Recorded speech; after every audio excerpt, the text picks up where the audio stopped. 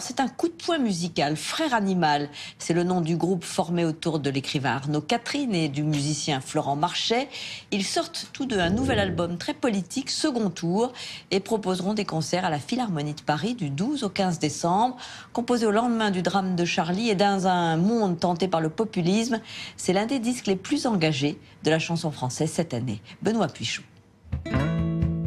Frère Animal est un projet hybride né en 2008. L'écrivain Arnaud Catherine et le musicien Florent Marchais proposaient un roman musical qui racontait en 19 chansons l'aliénation au travail du jeune Thibaut, dans une satire féroce du monde de l'entreprise. Mais comment expliquer que vous soyez resté sans emploi pendant plus d'1 an?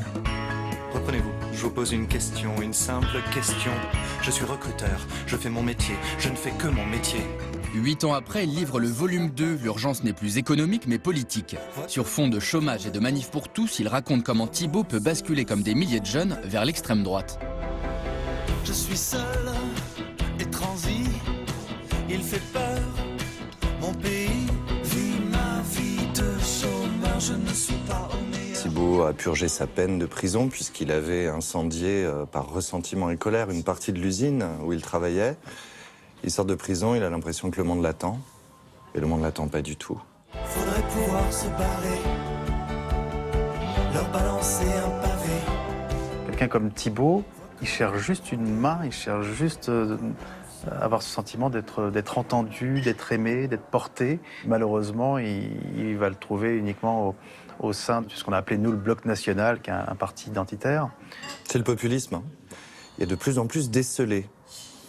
Et ces esselés, ils cherchent de nouvelles familles. Si tu veux savoir comment je me sens, abonné absent. Inspiré par les essais de Didier Héribon et de Charlotte Rothman sur le sujet, Frère Animal livre une analyse sur le repli identitaire et réconcilie la chanson avec la politique. C'est devenu rare alors que les deux sont historiquement et intrinsèquement liés. La chanson était presque créée à la base pour parler de la condition des citoyens.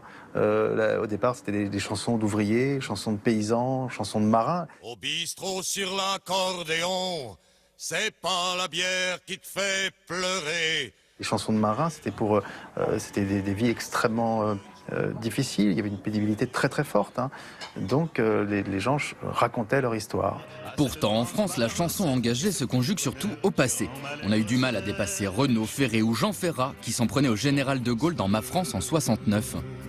Ferrat qui était interdit sur les ondes quand même dans les années 70, hein. Pas l'oublier. En remplissant l'histoire et ses fausses communes, que je chante à jamais celle des travailleurs. Et il y a sporadiquement des merveilles. Je pense que ça regarde un peu la France de Miossec. C'est magnifique, toute cette torpeur, tous ces anciens-là de l'essence. En 2016, Marchais et Catherine font un peu figure d'ovni dans la pop politique. Ils se retrouvent plus dans le cinéma, celui de Gustave Kervern et Benoît Delépine par exemple. Serge, on ne se connaît pas bien, et je sais que vous êtes un homme de valeur. En 10 ans chez nous, vous avez toujours effectué votre travail avec soin. Ça en y fait. Vos statistiques sont remarquables. Mais c'est vrai que le réalisme et le naturalisme qui est si courant au cinéma et en littérature, il n'a été pris en charge en musique pendant les années 90 que par les musiques urbaines.